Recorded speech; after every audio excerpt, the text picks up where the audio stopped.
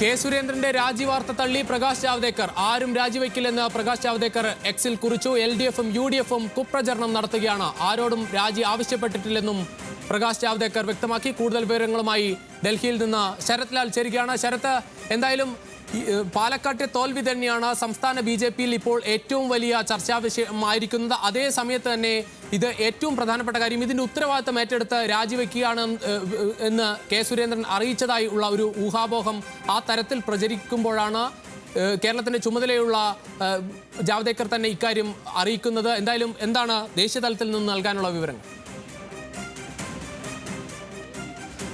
കാരണം BJPയെ സംബന്ധിച്ചിടത്തോളം BJPയിലെ തെരഞ്ഞെടുപ്പ്, സംഘടനാ തെരഞ്ഞെടുപ്പ് നടക്കുകയാണ്. നവംബർ 30 പുതിയ അധ്യക്ഷൻ വരും അഖിലേന്ത്യാ തലത്തിൽ. അതേപോലെ സംസ്ഥാന തലത്തിലും പുതിയ അധ്യക്ഷൻ വരും. BJPയുടെ സംഘടന അനുസരിച്ചിട്ട് 2 തവണ മാത്രമാണ് ഒരു വ്യക്തിക്ക് അധ്യക്ഷ പദവി എടുക്കാൻ പറ്റുള്ളൂ. അതുകൊണ്ട് തന്നെ സുരേന്ദ്രൻ 2 തവണ അധ്യക്ഷനാകിക്കഴിഞ്ഞു. സ്വാഭാവികമായിട്ട് ഇനി സുരേന്ദ്രൻ ഒഴിയേണ്ടി വരും. സുരേന്ദ്രന് വേണ്ടിയിട്ട് പ്രത്യേകമായിട്ട് ഭരണഘടനാ ഭേദഗതിയോ അല്ലെങ്കിൽ നാഷണൽ കൗൺസിൽ ഒരു പ്രത്യേകമായിട്ടൊരു പ്രമേയവും അവതരിക്കപ്പെടും എന്ന് നമുക്ക് വിശ്വസിക്കാൻ പ്രയാസമാണ്. നഡ്ഡയുടെ കാര്യത്തിൽ മാത്രമായിരുന്നു ഇത്തരം ഒരു വർഷത്തേക്ക് ലോക്സഭാ തെരഞ്ഞെടുപ്പ് നടക്കുന്നുകൊണ്ട് 1 വർഷത്തേക്ക് നീട്ടിക്കൊടുത്തത്. അത് നവംബറിൽ ഇതോടുകൂടി ഈ കാലാവധിയും കഴിയുകയാണ്. സ്വാഭാവികമായിട്ടും ദേശീയ തലത്തിൽ ഇത്തരമൊരു ചിന്തയില്ല. കാരണം തെരഞ്ഞെടുപ്പിൻ്റെ തോൽവിയുടെ കൂട്ടുത്തരവാദിത്തമാണ് കോർ കമ്മിറ്റിക്കുള്ളതാണ്, വ്യക്തിപരമായിട്ടുള്ളതല്ല എന്നാണ് പ്രകാശ് ജാവ്ദേക്കർ നമ്മളോട് പറഞ്ഞിരിക്കുന്നത്. അതുപോലെ തന്നെ സുരേന്ദ്രൻ പട നയിച്ച എന്നു മാത്രമേ ഉള്ളൂ. അദ്ദേഹത്തിൻ്റെ കൂടെയുള്ളവർക്കും ഉത്തരവാദിത്തമുണ്ട്. സ്വാഭാവികമായിട്ടും ഈ കാര്യങ്ങളിൽ നമ്മൾ ചിന്തിക്കേണ്ട ഒരു കാര്യം, ഈ കാലാവധി കഴിയാൻ പോകുന്ന ഒരു അധ്യക്ഷൻ രാജിവെക്കുക എന്നതും അല്ലെ രാജി സ്വീകരിക്കുക എന്നതും ദേശീയ നേതൃത്വത്തിന് അപ്രാപ്യമാണ്, പ്രായോഗികവുമല്ല. അതുകൊണ്ട് തന്നെയാണ് ജാവ്ദേക്കർ തിടുക്കപ്പെട്ടിട്ട് ഇത്തരമൊരു പ്രതികരണം നടത്തിയത്. കേന്ദ്ര നേതൃത്വം, BJPയുടെ കേന്ദ്ര നേതൃത്വം, സംഘടനാ ചുമതലയുള്ള ജനറൽ സെക്രട്ടറിയാണ് ഇക്കാര്യത്തിൽ തീരുമാനമെടുക്കേണ്ടത്. അതിനു മുമ്പേ തന്നെ പ്രകാശ് ജാവ്ദേക്കർ ഇത്തരമൊരു തീരുമാനവുമായിട്ട്, അല്ലെങ്കിൽ ഇത് UDF LDF വ്യാജ വാർത്തയാണ്, BJPയെ സംബന്ധിച്ചോളം നല്ല പോരാട്ടം കാഴ്ചവെച്ചു എന്നുള്ള രീതിയിലുള്ള ഒരു കുറിപ്പാണ് പുറത്തു വന്നിരിക്കുന്നത്. അതുകൊണ്ട് തന്നെ സുരേന്ദ്രനെ ഒറ്റപ്പെടുത്തില്ല.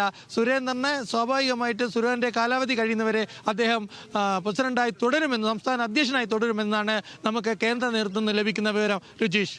ശരത്, എന്തായാലും കേരളത്തിന്റെ പ്രഭാരിക്കും ഈ പാലക്കാട്ടെ തോൽവിയിൽ നിന്നുള്ള ഉത്തരവാദിത്തത്തിൽ നിന്ന് മാറാനാകില്ല. കാരണം ഈ സ്ഥാനാർത്ഥി നിർണയമാണ് പാളിയത് എന്ന് പ്രാദേശിക നേതാക്കൾ കൂടി പറയുന്ന പശ്ചാത്തലത്തിൽ ശരിയാണ് രുചീഷ്. കാരണം പ്രകാശ് ജാവ്ദേക്കറും കേരളത്തിൻ്റെ ചുമതലയിൽ നിന്ന് മാറേണ്ടി വരും. കാരണം കേരളത്തിൽ അദ്ദേഹത്തിൻ്റെ പ്രവർത്തനം സംബന്ധിച്ച് വിവാദമാവുന്നു. 2-3 വിവാദങ്ങളിൽ അദ്ദേഹം ഉൾപ്പെട്ടിട്ടുണ്ട്. അതുപോലെ തന്നെ അദ്ദേഹം നേരിട്ട് തന്നെ, പ്രകാശ് ജാവ്ദേക്കർ നേരിട്ട് തന്നെ പാലക്കാട് എത്തുകയും തെരഞ്ഞെടുപ്പിന് സുരേന്ദ്രനോടൊപ്പം തെരഞ്ഞെടുപ്പ് കാര്യങ്ങളിൽ ചുക്കാൻ പിടിക്കുകയും ചെയ്തിട്ടുണ്ട്.